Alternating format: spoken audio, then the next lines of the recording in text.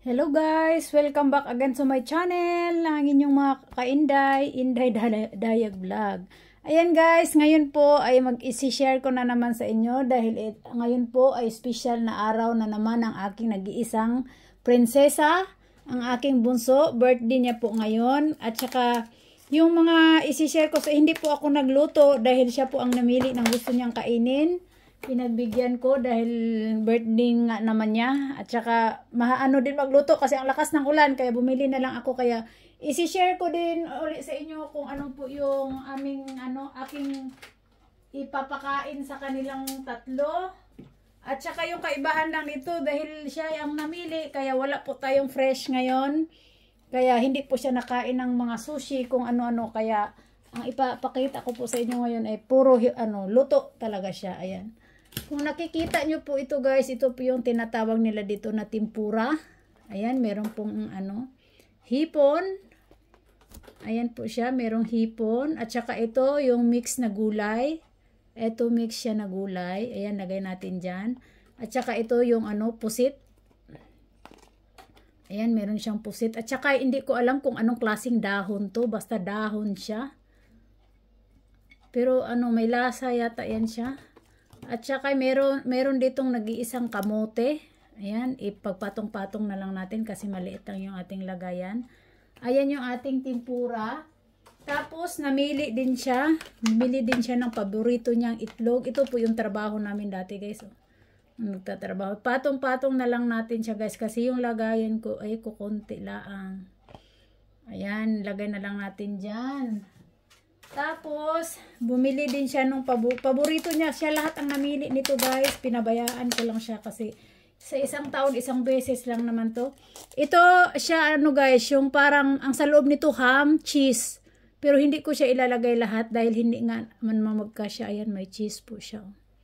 Ayan, pinabayaan ko na lang siya kasi isang beses lang naman to sa isang taon kaya pinagbigyan ko na.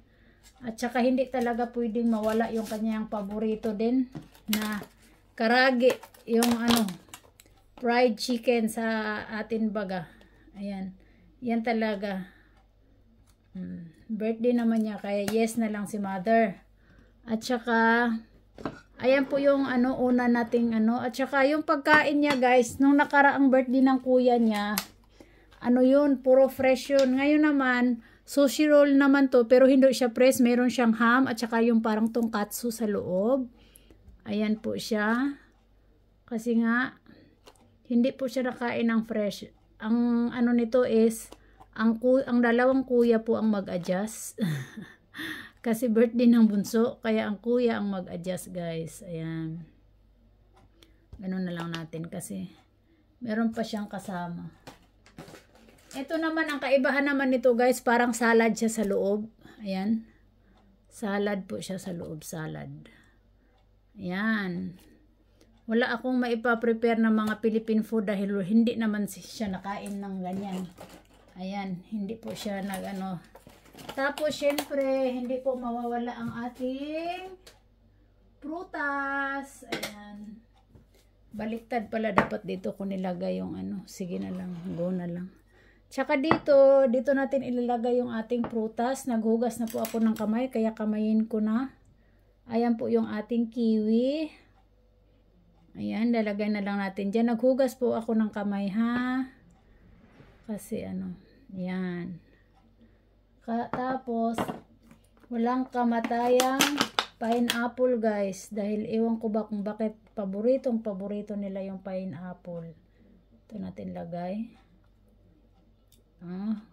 Wala kasing dessert dito walang fruit salad. Kaya talagang fresh yung natin dito guys. Fresh yung prutas natin dito. Ayan. Siya ang pinapili ko at siya po yung nagdesisyon ng lahat ng kakainin niya. At meron tayong watermelon. Saan ba natin ipatong yan dyan? Naghugas po ako ng kamay mga kainday ha. Kasi hindi na makita si kiwi guys. Kasi nasa ilalim na siya. Ayan. Ang mag-adjust ngayon ang kuya dahil ang bunso ang may birthday, walang fresh. Paborito pa naman ng dalawa ay mga fresh. Tanggalin na lang natin kaya yung isang para magkasya. Ayan. At saka syempre, kung hindi na magkasya, nasa ilalim si Kiwi. Ilalagay na natin si walang kamatayang strawberry. Kasi isa yan sa paborito niya, ang strawberry. Ayan po yung dessert niya, guys. Sabi ko, ikaw ang mamili dahil birthday mo, kaya siya ang nagdesisyon ng lahat ng yan. Tapos, yan na po yung kanyang handa. Yan, wala kasi nga talaga, hindi talaga kasi uso dito, guys, yung handa na pa katulad sa Pilipinas. Lagyan na natin si Kiwi dyan kasi sayang. Ayan lang yung handa, guys, as usual, ganyan lang. Tapos, hindi pwedeng mawala ang ating spaghetti. Kaya ayan po yung ating spaghetti.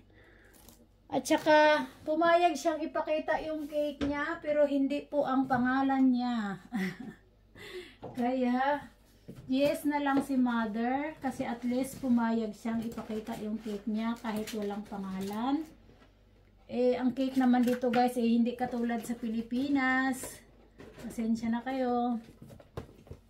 Ito po ang cake niya, guys. Ayan. Hindi po magkasya dahil maliit lang po yung ating lamesa. Ganyan na lang natin. Ito po yung cake niya. Siya po ang nagpili din yan. Ayan po yung kanyang cake.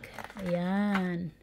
Ayan lang po yung handa niya, guys. At masaya na siya dyan dahil siya po ang namili lahat niyan. Kaya anak, happy birthday sa'yo. Hindi man malabongga yung handa natin. Ang importante, always lang tayong good health. At sana lumaki kang mabait, malusog, at makajos na bata. Ayan.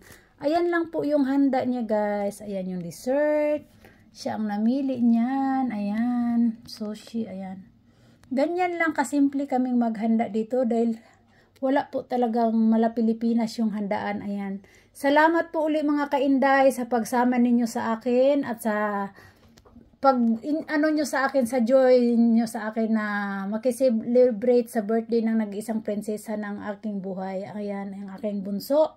Ayan, mega love shout out po sa inyong lahat at maraming salamat sa inyong love and support always sa inyong kainday, guys. Keep safe everyone. Thank you for watching and I love you all, guys. Ayan.